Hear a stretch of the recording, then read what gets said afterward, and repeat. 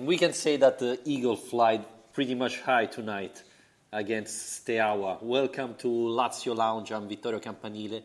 With me, busy Alistair Mackenzie. Hello, Alistair. How are you?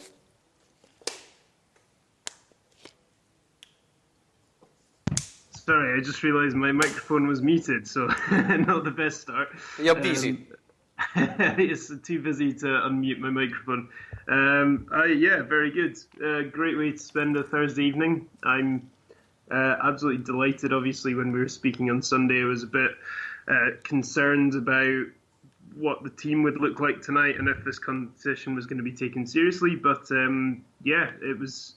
I mean, I was just saying before we came on, I think that's the best performance in an attacking sense that we've seen from Lazio, certainly this year. And yeah, there's a lot of positives to take from what we've just seen.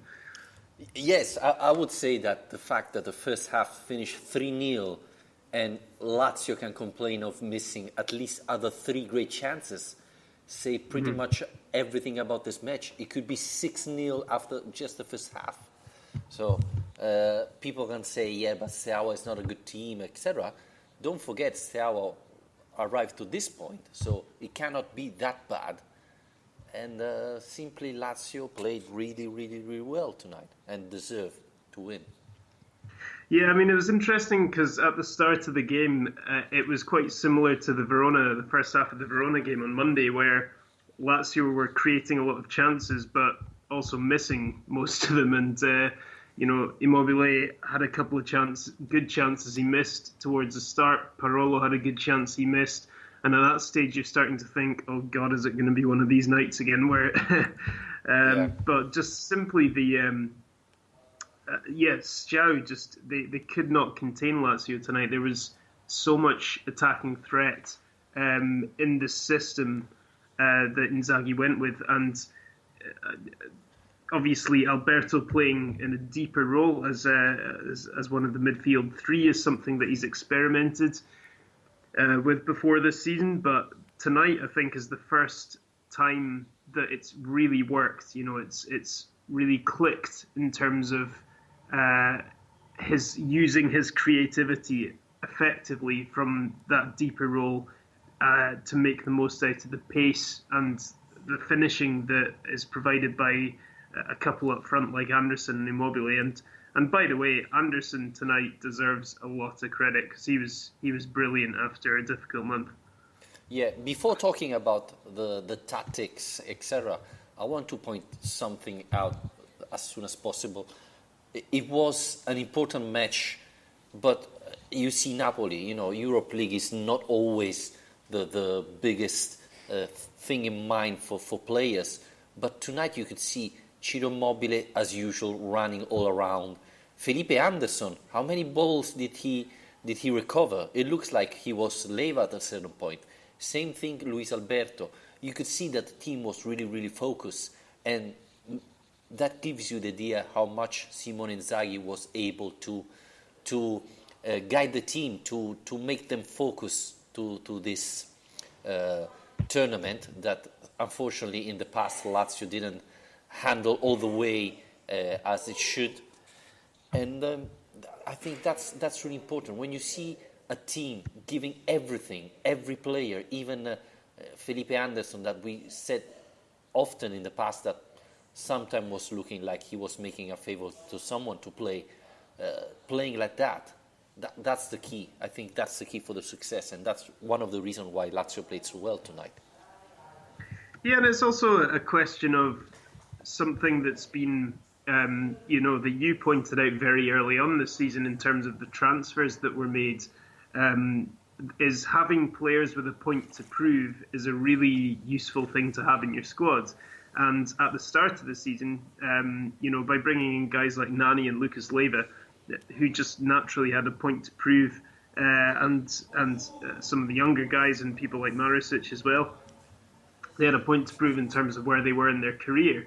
But at a point like this in the season, you've got a lot of hungry players just because they've come through a hard patch, and it's got to a point where people are starting to question Lazio and say, oh, you were playing above your ability and now you're reverting to the mean. You're going back to where you should be, and I don't believe that's true in terms of the potential of this squad. I think this is a top 4 squad in Serie A, and it's a team that can go far in this competition as well. So I think Inzaghi's done really well tonight to motivate and not just to motivate the team he selected, but also to be brave enough to pick the team that he did pick when he knew that Lazio needed to score a goal tonight at least, which is something we found harder than usual recently.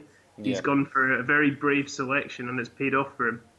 Yeah, you said it right. When I saw the players Inzaghi called for this match, I was really surprised.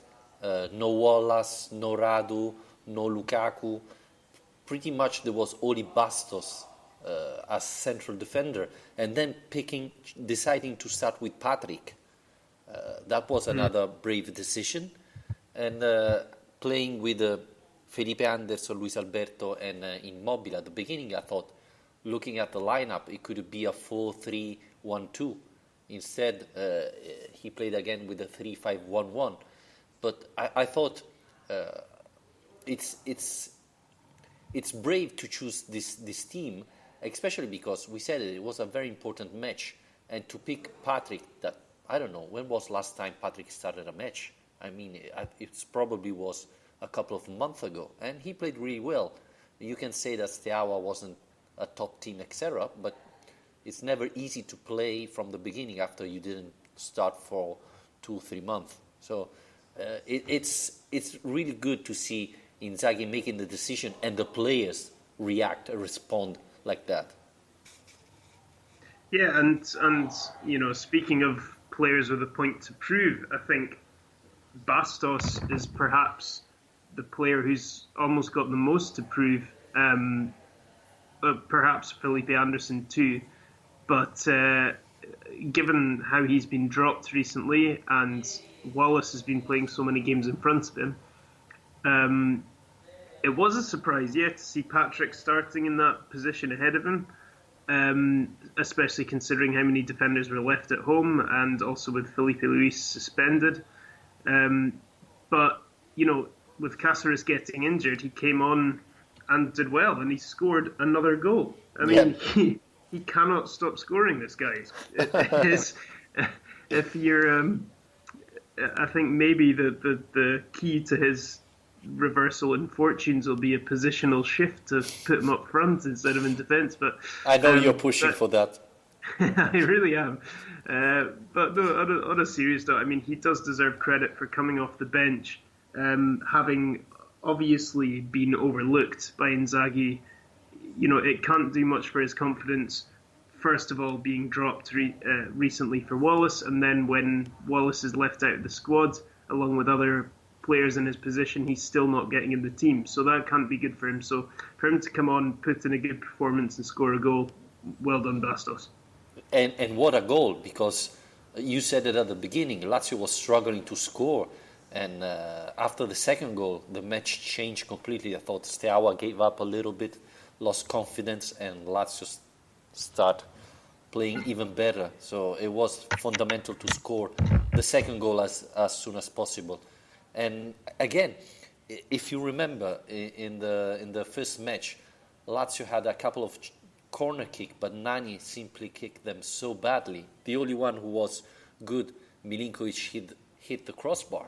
So first corner kick, and the great Bastos scored again. I think now he's one goal ahead of El Shaarawy. I'm not sure, but I think he is. It's the kind of, you put up the Capocannonieri charts, and then you have the Bastos El Shaarawy chart underneath. Yeah, absolutely. Just below the Immobile one. Yeah. By the way, Immobile never started a match in Europe League in his career. He started one hat-trick. What a player. It's crazy. Is that now, 3 or 4 hat-tricks this season? Yeah, I think so. He's I mean, there's quite a few things to say about Immobile tonight. Obviously, amazing to see him back in that kind of form again. Like I said at the start, he did have a couple of chances to begin with that he wasn't putting away. but then for him to score a hat-trick, and some of those goals were brilliant, and his statistics are incredible this season. You know, he's now, after tonight, he's gone into the top 10, Lazio's all-time top 10 goal scorers list, which, considering how long he's been at the club, is phenomenal. Yeah, absolutely phenomenal. And yeah, I mean, we retweeted a few of these things tonight anyway, but he's also become the first Italian player to score a hat-trick in the Europa League, and the first Italian to score a hat-trick in any European competition since Luca Toni in 2007, 11 years ago. So, I mean, what more can you say? I mean, 31 goals in 32 games, I think it is. So, yeah, it's an incredible season he's having. And again, it's only February. And again, today he misses two very good chances. I believe, and I was saying it during the match, Immobile scores always when the hardest goal and misses the easy one. At the beginning, he had another easy chance and he missed, and then he scored the one. I didn't celebrate because I thought he was out. So. Well, it's like it reminds me of Cavani, but he is quite a similar player and misses the easy chances and scores the hard ones. But I mean, he's so crucial to this Lazio team. I think we've seen that in recent weeks, in that it's not a coincidence that Lazio's dip in form has come at the same time that Immobile has been injured and then struggling to score. But, you know, to have Felipe Anderson come into the team tonight and play in the way that he did, it makes me think back to when we were having these debates, 2-3 weeks ago, about Felipe Anderson and his attitude. And some fans who were getting in touch with us were getting very fed up with Anderson, saying, why are we even bothering, basically? And I remember saying at the time, I think that the reason that Inzaghi is being patient with him and allowing him to get in the team ahead of Nani is that he knows what kind of a player Anderson can be. And tonight we saw that again. We saw what kind of player he can be. And that's kind of, you know, it's brilliant, but it's also hugely frustrating that we know that he can put in these games and we just want him to do it every week. Yeah. We were questioning in the past episode if Simone Inzaghi's decision was the correct one, and I mean, at least tonight we can say that it was right. We got another Felipe Anderson. Today he was simply unbelievable. But even Monday, when it was a good match for him. So probably Inzaghi made the right decision of keeping out of Napoli's match. And the question is why Felipe cannot play all the time like this. Today he was amazing. He was really unbelievable. One thing I would say about that is I think something Anderson needs is space, and that's when he's at his most dangerous, is when he's afforded space to run at defenders. And something I was really surprised by tonight was that Steaua came to Rome and they played a pretty high defensive line. Mm-hmm. And given that they came into this game 1-0 up, you know, I would have expected them to, you know, probably from watching too much Serie A, but you kind of expect them to come to the Olimpico and defend. But they were clearly, to begin with at least, thinking that if they scored an away goal, Lazio have to score 3 and then we're in trouble. And the start of the game was a bit nervy for Lazio. But I think that's part of the reason that Anderson did so well tonight, was that they had their defence quite high up. And then after Lazio scored the first couple of goals, basically Steaua were always in a position tonight where they needed to score goals. And I think that helped create more space for Anderson. Whereas I think he struggles a bit more when he is against those kind of defences that are camped in and very deep. Yes, I agree. But to be honest, Steaua play like that. They don't have a very good defence, so they know that if they put a bus in front of the goal, Lazio would have destroyed them probably. So they had to play the only way they can.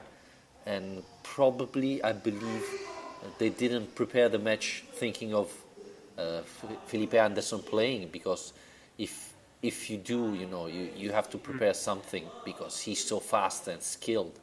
And the other important thing about Felipe Anderson is if he starts well the match, if he begins well, he's gonna get confidence and perform even better. If things get bad, he's not the kind of player that reacts and change things. But if he starts well, then he's usually terrific. So that was one of the key. And when Felipe Anderson is like this, there is not that much you can do, to be honest. Just kill him, like they tried to do in the last goal. Grab his shirt, but he was so good that he made the assist even like that, Yeah, and that's when you know you're playing well. I made a note at the start of the game. Obviously, being the professional that I am, taking notes for the podcast. And I think Anderson, to begin with, he was much better. But then there was one moment in the first half that he beat his defender, who was basically on the ground, and he has plenty of time and space to work out what to do next. And he's inside the box at this stage, and he pulls out a Rabona cross. Yeah. And you're thinking, why are you doing this? I mean, it's so Felipe Anderson, really. In one act, that was pretty much sums up his game. He came down at pace, beat his defender, left his defender on the ground, and then tried to do something a bit unnecessary. But thankfully, for the rest of the match, he was at his very best. It says a lot about how well he played. I think that Immobile scored a hat-trick tonight, and we're not even just talking about Immobile.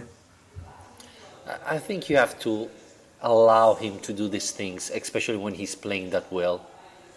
I don't think he did it for the show. I think he tried to trick the defender, the rest of the defense, who were expecting him to cross with a left foot instead. But like this was before. I know. We were 4 goals up. This is still an important time of the game. That's why it surprised me a bit. I know, but from this type of players, especially when they're playing like that, you should be expecting these things, I believe. He's Brazilian. Yeah, that's why. That's why. And we didn't notice that Milinkovic-Savic wasn't there tonight. Well, yeah, I mean, this was another thing I was just saying to you before we came on air, was that Lazio played this well and attacked this well without Milinkovic-Savic and Nani, who were both on the bench and weren't even needed. I mean, it says a lot about the quality and depth that the squad does have when they have a good game. Yeah. And I think, I don't know if you agree, that this was even a message to Milinkovic-Savic, who didn't play that well in the last matches. He knows he's good, and no one says he's not great. He can become a champion, but he has to play at a certain level every match, which he didn't in the last couple of matches. And I think this was even a message to him from Inzaghi to say, hey, I have options now, so you have to perform if you want to start. And this is a rule for everybody, which I like, as well as the decision to pick Patrick, who played a great match. Yeah, and I think Alberto, first of all, in that midfield three is an option, It's something he has experimented with before, but to see it work as effectively as it did tonight, I think the transitions between defence and attack were a lot quicker, which is something that if you're going to play Anderson and Immobile together, you really want to make the most out of their pace, so that if you are defending, you can turn that defence into an attacking move as quickly as possible. And that's something that Milinkovic-Savic doesn't necessarily do quite as effectively as Alberto, because Alberto will receive the ball, get his head up and make a pass immediately. So it's quite hard to say how far you can push this idea, though, because if you're playing playing Alberto in the midfield, I'm a bit unsure about whether you can play Milinkovic-Savic on the other side as well. I think you're putting too much pressure on Lucas to hold if you're playing those two in the same midfield. Whereas if you have Parolo, he provides a good balance because he runs so much that he's going to be in defence and attack. And Milinkovic-Savic doesn't have quite the same work rate. Yes, I agree, especially the speed that Luis Alberto has when he has the ball. He already knows what he wants to do, and has Felipe Anderson that is fast and can be near Ciro Immobile and give another option. Honestly, after this match, I want to see this happen more often. I'm not saying that Lazio has to play all the time with Felipe Anderson, Luis Alberto and Immobile together, but I believe this is more than an option. It's not a sort of solution you can play in the last 10-15 minutes when things are going bad, especially when the two players, and I'm talking about Felipe Anderson and Luis Alberto, play like that. Felipe Anderson recovered a lot of ball, Luis Alberto as well.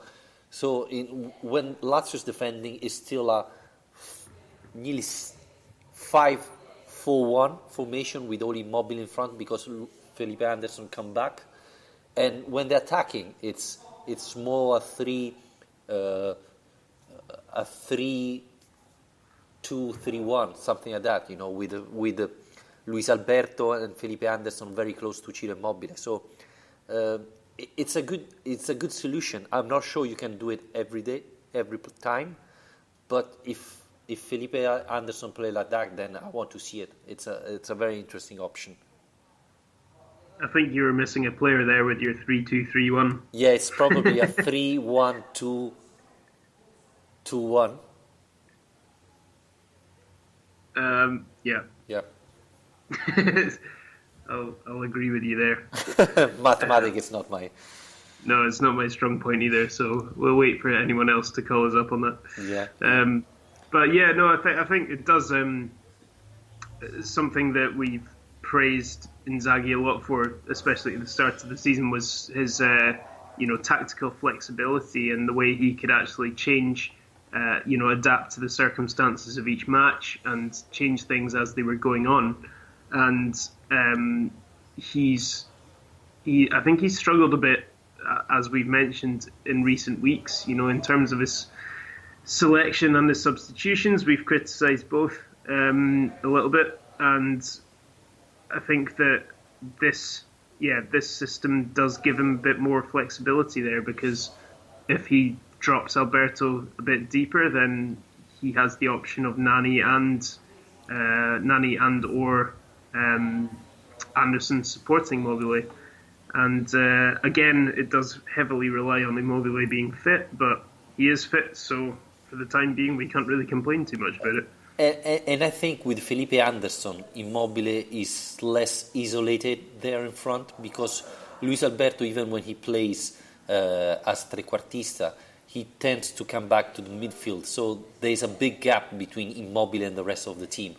Like this, with the Felipe Anderson, there isn't, and this helps much more Immobile because all the defense doesn't have to mark only one player.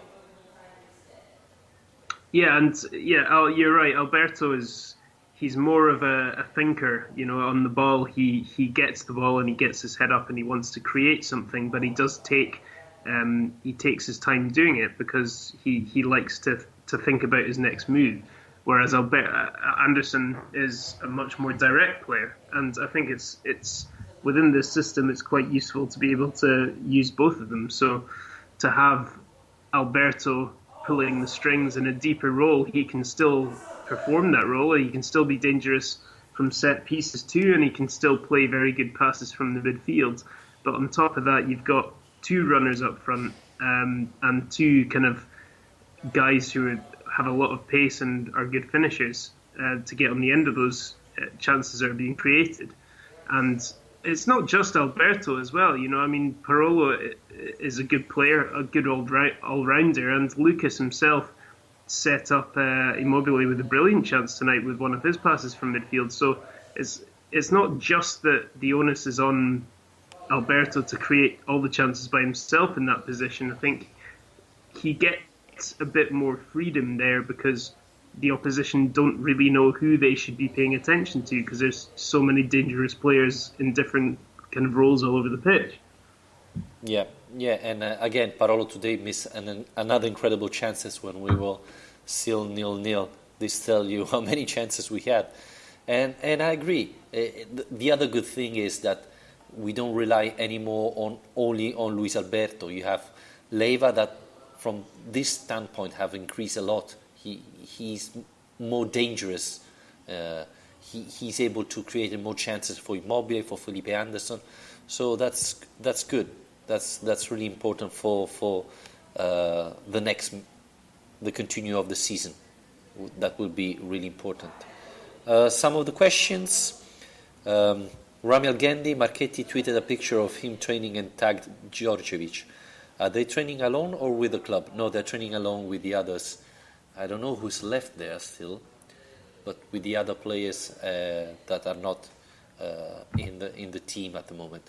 Okonomidis was training with the team before, so I think it's Tunkara left. So I don't know if there are other players that are not in the squad anymore. Al?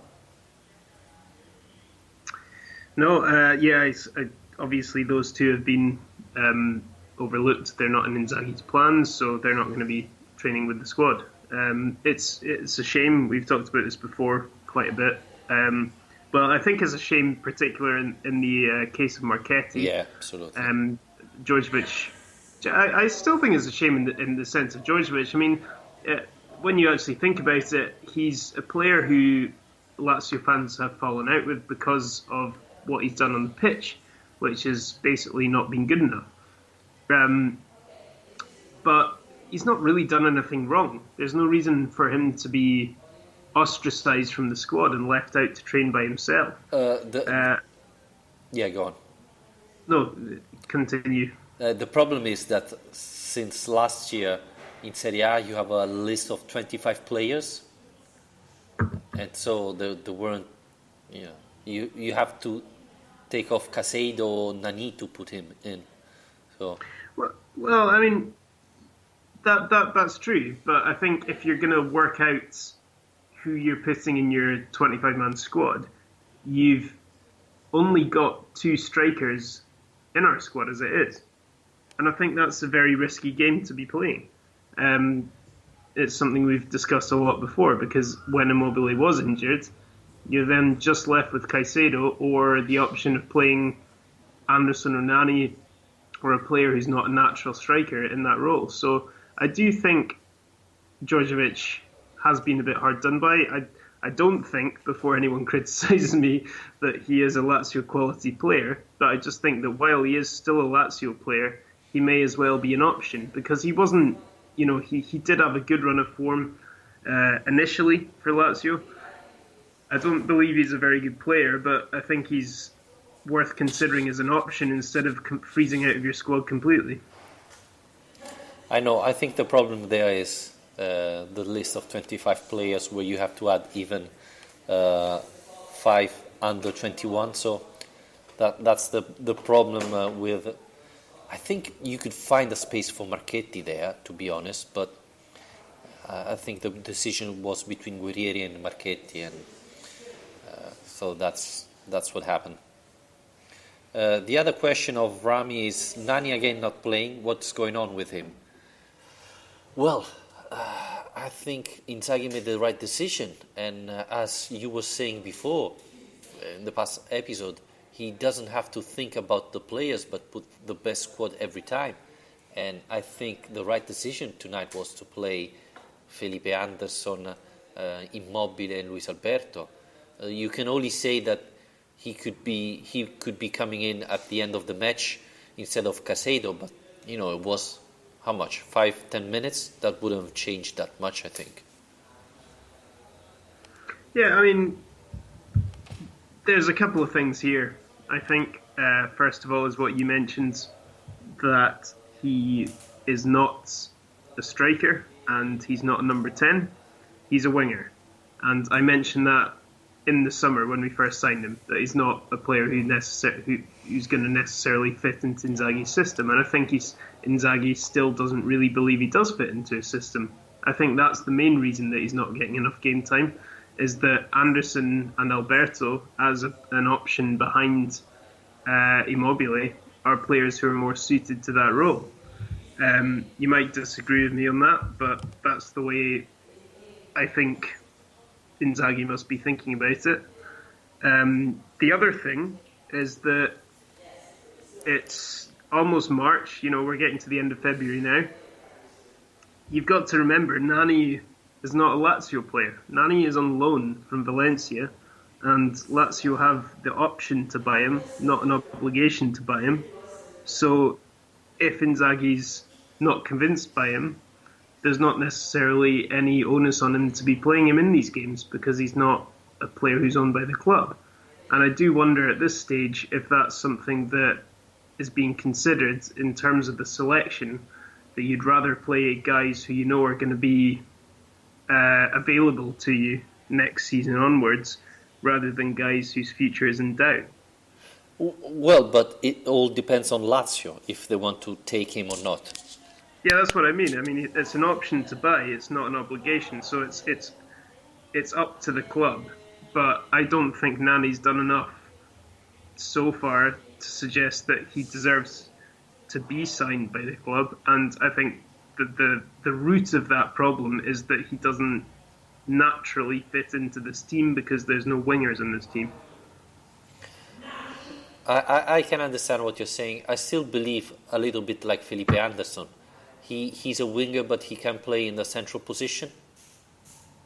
So I believe he could play in that position. It's true that he didn't have that many chances.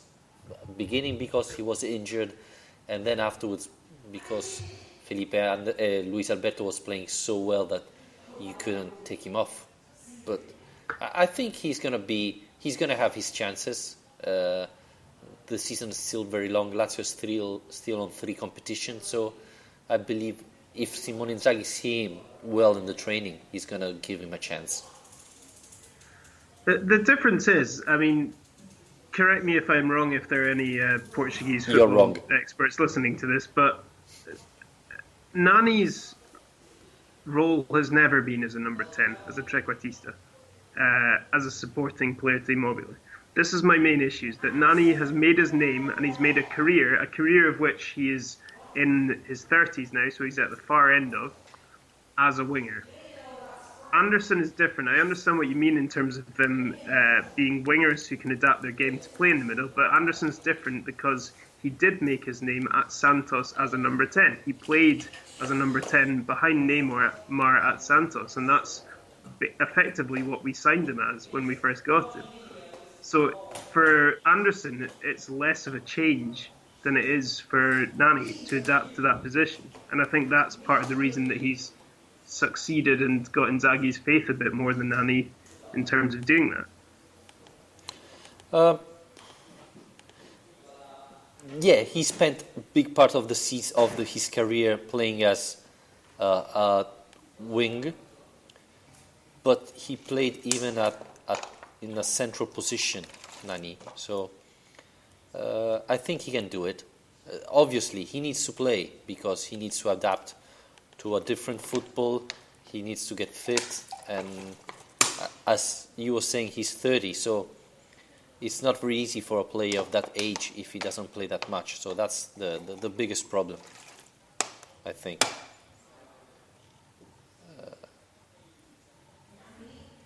No? Yeah, well, I think all those things together are basically the reason why he's not playing as much. But I mean, I am still surprised. I mean, that's what I've basically decided is the reason for what's happening. But I am still surprised that he's not had more opportunities from the start than he has. I mean, if you actually look at the minutes he's played in the Lazio shirt this whole season, it's really not been much. And yes, obviously he did have problems getting back to fitness at the start of the season, but that was quite some time ago between then and now in terms of when he recovered his fitness. So Yeah, I am surprised that he's not been given more opportunities than he has, but I do understand why that's happened because I think Anderson has a lot more potential to really thrive in that role. And Alberto's played so well in that role this season as well. But between the two of them, that's who you have to prioritise in terms of giving game time to. You know, for example, when he was at Fenerbahce, he played the last 6 matches as striker near Van Persie, and he did 4 assists and a goal. So I believe Are you looking up soccer base right now? transfer market. Okay. Well, yeah, I mean, So as a striker, it's a bit different, I suppose. I think as a striker, it's a position we've not really seen him tested in for Lazio. and that's my point. I mean, in the 3-5-2, he should be playing near Ciro Immobile instead of behind him, like Luis Alberto does. That's his position for me. It didn't happen, and I don't believe Nani never played with Ciro Immobile from the beginning. So that's one of the discussion. But I believe he's going to have his chance. No? We'll see.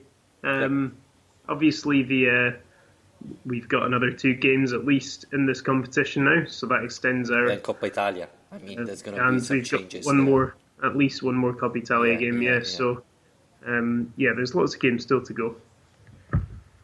Yeah, I agree. Adi say, on Spreaker, I know this will get some laugh, but Georgiev leaves a better impression to me than Cancedo. And then talking about Nani, I read somewhere that Lotito wants to keep Nani because he's a senior Portuguese who can mentor our young Portuguese. And talking Who about are also on loan. 2 years, and there is not the option. Lazio have to buy them. It's not an option to buy them. Lazio have. I mean, it's a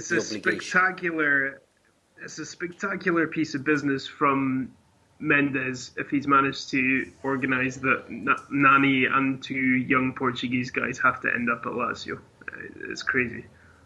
I mean, I do hope that Jordao and Neto can make an impression, but I think there's enough, there's enough Senators, experienced guys in this team to mentor young players that we don't necessarily, it doesn't matter in my mind too much whether they're Portuguese or not. There's a lot of experience. You've got Lucas Leiva who speaks Portuguese, he's Brazilian.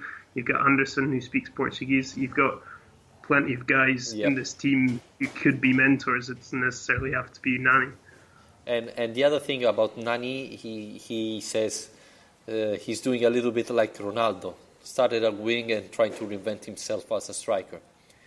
It's physically easier when you're age. That's true. You run less when you play a striker than a wing. Yeah, I think that's probably where the Ronaldo comparisons end. Well, you remember when he was at Manchester United, he was the next Cristiano Ronaldo. He was considered. Yeah, he was good. I mean, he is good. He's a good player. I mean, when he was at Man United as well, though, he was always quite a hot and cold player and had games where he would be man of the match and be absolutely world class, and then have games where he'd be almost anonymous. So I think that's we haven't quite seen either of those 2 extremes at Lazio so far, but I think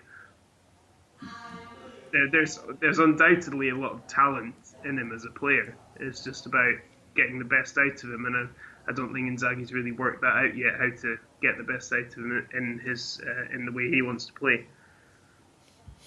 Yeah. Cole Thompson, if the draw is favorable tomorrow's the draw already? Yes, Friday. When do Lazio start looking at winning the competition as a method of Champions League entry? I believe already Simone Inzaghi is trying to win the competition, and we saw it tonight. I mean, Lazio started with pretty much all the starting players except Milinkovic-Savic.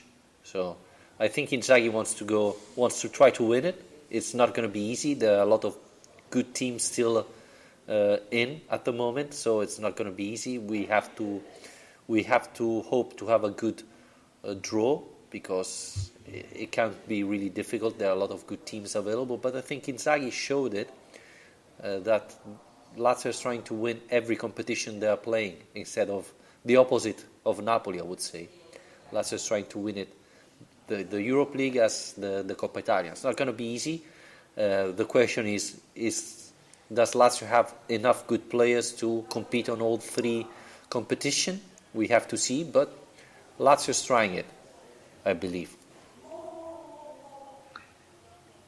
This is something that actually annoys me a bit about the change of rules that the Europa League winner gets a Champions League spot, is now that people start talking about the Champions League as a method to qualify for the Champions League. Talk about the Europa League as a method to qualify for the Champions League. We're not, Manchester United last season. Lazio is not a team where winning the Europa League is something you just go and do to win to get into the Champions League. Winning the Europa League would be a huge achievement for Lazio as a football club, as in terms of European success. That alone should be enough to want to win this competition. That's the thing that really annoys me about playing in the Europa League, is that people now start to think of the achievement of winning it as being nothing less than getting into the group stage of the Champions League. No, winning this tournament would be huge for Lazio, in the same way that winning the Cup Winners' Cup was huge for Lazio, and that should be enough, in my opinion. So we can concentrate on Serie A and finishing in the top four to get in the Champions League, which I think is something that we're very well placed to do, and we should be putting everything into the Europa League as well, because European glory is something that we haven't had for too long. So, and we've got the squad, I think, to actually beat anyone in this tournament at the moment. So, that should be enough. I completely agree with you. It's not the fact that you go to the Champions League that should push a team like Lazio to try to win the Europa League. It's the fact that it's a European trophy, and we simply need to win more. It's always good to win more, especially when you haven't won that much. And it's the same thing I was talking in the past about Napoli. They didn't win pretty much nothing, and they give up the Europa League, which doesn't make sense at all. Lazio it would be really important for a team like Lazio to win in Europe, because it's important to win a European competition for sponsor, for pride, for importance of the club. So, and then of course there's the Champions League spot available now, so this makes it even more important. The problem is for me is that before it was probably important only for clubs like Lazio to win the Europa League. Now that there's a Champions League spot, other clubs will be more interested in that. So it becomes more difficult. Yeah, but that makes it more of an achievement if you actually manage to pull it off. I don't think anyone can really question winning the Europa League as being a big achievement now, because of the fact that all the big clubs who get dropped in from the Champions League and so on, or have missed out on the Champions League the previous year, those teams are still as hungry to win this tournament. So from that perspective, it's a good idea to motivate those teams to take it seriously. And this year you've got, Arsenal, Dortmund, Atletico Madrid. You've got big teams from across the continent who are going to be wanting to win it. So I think that should be the motivation above anything. Is basically that to prove that Lazio is a big team in Europe again. And look at what Atalanta are doing. They've been phenomenal in the Europa League this season, and their profile as an Italian club has been raised enormously as a result. There's a lot more people talking about them in the UK for sure, probably further afield too, because of the results they've got in the Europa League, and that's just one example of what it can do for you. The question from Rami Algendi is: does Lazio have the team for the fourth place in the league and to win the Europa League? He says it's impossible. I'm not sure, and as we said in the past, winning helps winning. You know, if you play every match thinking that you have to win, you get used to, and so every match you play with the right mentality. Instead, if you switch off on Wednesday and then switch on Sunday, it's not easy. So I believe if you go with the right mentality in every match, thinking of winning the match, without thinking, no, it's Coppa Italia, I have to relax, or Europe League, I cannot make it, etc. You play for win all the time. This is really fundamental, and all the big teams does it. So then you have to see if you're able. Obviously, you have to see against who you're playing. There are a lot of good teams there. So I think Lazio should be focused on winning the next match. Yeah, it's a bit of a cliche, isn't it? That you're always focused on the next match, but I think that has to be the attitude that Lazio have. I understand Rami's reservations about the squad in 3 competitions, but I think we do have more strength and depth than we have done in previous years. I still think, we were talking already tonight about what to do with Nani and Felipe Anderson coming back to form, and how you can put Alberto back into the midfield and what that does, and Milinkovic-Savic not even coming off the bench. I mean, from a midfield to attack perspective, there's a lot of strength there. I think the defence is probably more of a concern depth-wise than the rest of the team is. But yeah, I don't see why not. I think footballers now are demanded to play a lot of games, and to play, over 50 matches in a season isn't that unusual for footballers nowadays. So if you look at the consistency that most of our guys have pulled off so far this season, I don't see any reason why not. Yeah, and I remember Pierluigi Casiraghi saying that when he was managed by Zeman, the team was trying to win every Europe League match because it was one less training from Zeman, so it was much better. So you see, it's playing a match. So Inzaghi needs to work them harder. Yeah, for playing a match is also a training. So I think that could be something that you could think about and consider. And as you were saying, Lazio has plenty of options available now. The team is the depth of the team is much better. Luckily, Casares, who came out tonight, is just a bruise on the knee. It really hurt, so he came out for that. But it's nothing dangerous, nothing bad, so he should be available already this Sunday if eventually Inzaghi wants to play him. So that's good, because we don't have plenty of option there. But in front, I think we have. Yeah. And, with the way that Felipe Luis, Ramos, whatever you want to call him, with the way that he's come on this season, you've got another option too. Patrick is another option who's done well in there. Even Dusan Basta has moved back into the back three a couple of times and done a decent job there. So I would say that our back three is not quite as strong as it could be, but it makes us an entertaining team, at least. That if the defence isn't going to hold out, that you've got an attack that's capable of providing the goals. And if Lazio are going to be successful, I think we'd all agree that this is the way we'd like us to be successful, is playing an attractive brand of football. Yeah, I agree. And this is the mentality Inzaghi brought in, so it's like the team is playing. And I think we have to play like that. We did a poll during the week about the Stefan De Vrij situation, if Iglitare handled it in the correct way.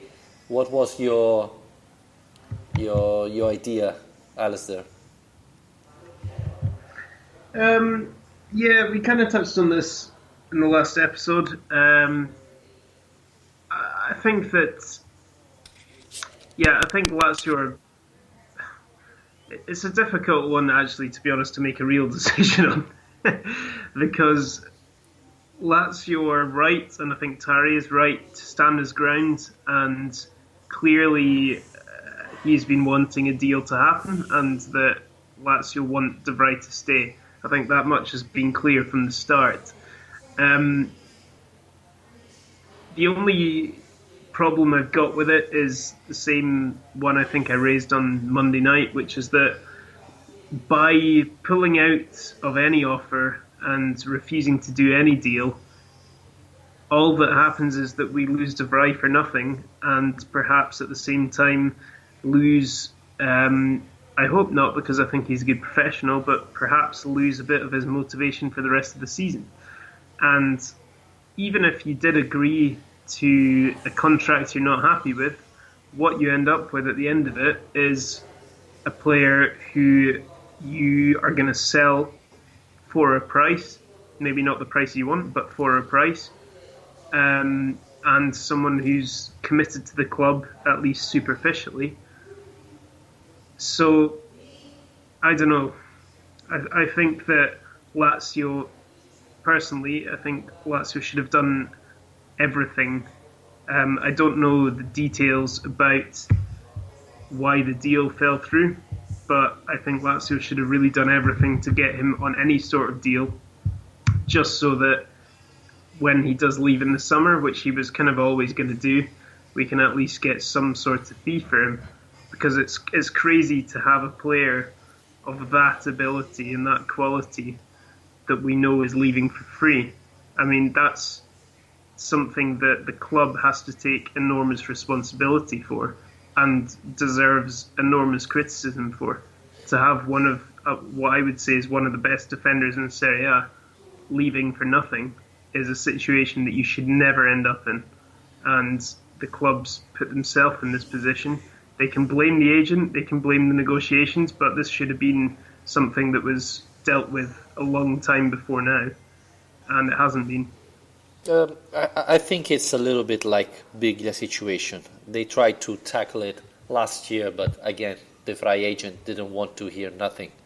And tonight, Tare said that the agents of De Vrij didn't behave correctly, and that's probably one of the reasons why they gave up. I agree that it's bad to leave him go for free, but you cannot all the time give up to the agent's request. And I believe the biggest thing is that if De Vrij is still here, it's because no big team made a real offer on him. So I think there are concerns on the player. I don't know why, maybe physical. So he'll have to play well the rest of the season to prove that he's a top player and that he deserves to go somewhere else.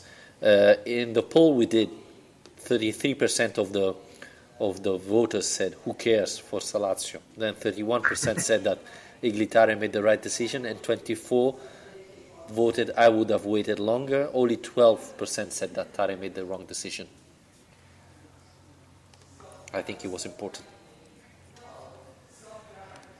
Yeah, but yeah, I just think it should never have ended up this situation in the first place. You know, it's like I said before, it's a ridiculous thing to happen, to have one of the most valuable assets in the league, really, and to end up in a position where you're not able to do a deal. I mean, if it gets to this point where you can't do a deal with their agent, in my opinion, this should have been a year ago. If you're going to get to a point where you cannot agree a contract extension, it should be the year before the extension is up. The contract is up. So these conversations should have been happening in February 2017, so that Lazio knew that in the summer of 2017, De Vrij was being sold, and then they can sell him for his value. That's the way you deal with these things. You know, it's how many big European clubs lose their best players for nothing. It's crazy. It happens sometimes, but they tried to make the contract last year, Let's not forget, and they always receive a no as an answer. And so then, what's wrong with their negotiation then? I mean, I'm sorry, it cannot just be De Vrij. It has to be from Lazio's part as well. the Lazio problem is, and you saw it with Big Keita, they simply want to leave. They believe that Lazio is a team where you start, it's not a team where you arrive and win. And this have to change, because players have to think that you can win with Lazio and you can become, you can win even European competition. That's the biggest problem, you know. De Vrij said he wants a bigger team, like Biglia wanted money, and Keita wanted a bigger team. So that's the problem. And when it's like that, you cannot make. What can you do? You know, the offer Lazio made was quite good. He would have been one of the most paid player in the roster, and I think that's fine. If the player doesn't want, you cannot force him or put him into jail. You know, that's the problem. You have to change the mentality. Players have to come to Lazio thinking, okay, this is my team, this is where I'm going to win, not this is the starting of my career. Yeah, exactly. That has to be a whole, but that has to be down to the club as part of their fault, as the way that they're selling the club. If they're not managing to sell the club as somewhere that you'll achieve the success you're looking for, and if they're trying to sell it to players as somewhere that's a stepping stone, then they're going about it the whole wrong way. I mean, if you compare it to, I mean, for instance, earlier on this week, we retweeted something about Lazio and Inter. So, you know, Inter is one of the clubs we lose most of our valuable assets to. You know, Hernandez, Candreva, Biglia went to AC Milan, obviously, but a lot of these players end up going to the Milan clubs thinking that it's going to be a step up in their career. But Lazio have been consistently a far more successful team than both of those clubs in the last few years. And if you look at Inter, I'm just looking at the graph we retweeted now. Points in Serie A, goal difference in Serie A, amount of times being in front in the final table, head-to-head records, games played in Europe, the best result in Europe, the best result in the Coppa Italia, the amount of finals you've played, and the number of trophies. All of these are in Lazio's favour against Inter in the last 7 years. Yes, I mean, I agree, but every summer they talk about Lazio for the Europa League and Inter for the Scudetto. So every player they buy, they're going to talk, we're going to fight for the Scudetto. And that's the mentality they have. And it's true that for me it's also the newspaper that are helping this thing, saying that Inter every year will fight for the Scudetto, the Champions League, which didn't happen in the last year, so we know it's not true. And the other thing is, if the rumors are confirmed, they're going to more than double the salary of De Vrij. I think no Lazio player is getting 4.5 million euros at the moment, so that's the other question. And we know, you know, Biglia went to AC Milan to get 3 times the salary Lazio was offering. If you want all the money, that's something that Lotito will never be able to offer you, I think. So. Yeah, well, that's something though. I'm a bit wary of judging De Vrij on that at the moment, because he hasn't agreed to move to his next club yet. So I think before you know, branding him with the same brush, you know, tarring him with the same brush as we can do with Lucas Biglia, we have to wait and see what his next move is. You know, if it is to Inter or to Milan, then I think that is hugely disappointing, because they pay more money but they don't achieve more success as clubs. Whereas if he ends up, you know, at Barcelona or a Manchester United that's on the way back up, then you can say fair enough to him. It might be a move to a different league, or a move to a club with higher ambitions than Lazio, and you can accept that. So I think it's important with De Vrij to not criticise him too much between now and the end of the season. I think it's before he actually makes his decision about his next move, And I know there's a lot of reports, but there's always a lot of reports. It's calcio. Yeah. So, I think we need to wait and see. Tom Sheldrick asks us, can Ciro make it to the magic 40? Of course he can. It's difficult, but I think he's... How many goals did he score at the moment? I think he's on 31, is it? 31, 32? 32, I think. Yeah, he can make it. Easy. And before closing the show, today is Luca Marchegiani's birthday. For me, it was the Lazio goalkeeper, because he played for 10 years and it was the golden age of Lazio, let's call it like that. He won a lot of trophy for there. But my best memory of Luca Marchegiani are two. One, the penalty saved against Giannini at the derby. I was there, and I remember saying to my cousin that was there watching the derby with me, I said, now he's going to save it. And after he saved the penalty, everybody turned to me. And the other one was the Coppa Italia final against AC Milan. In the last 5 minutes, Milan was putting all the ball in the box, and every time Luca Marchegiani was getting out and grabbing the ball. That gave me a lot of confidence. Do you have memories of Luca Marchegiani? Or you were too young? Well, yeah, unfortunately, Marchegiani's time was basically when it was very difficult for me to actually watch much Italian football, and I was quite young as well. But my overriding memory of Marchegiani, funnily enough, was when we drove from Scotland to the south of France on a holiday when I must have been about 12 or 13 years old.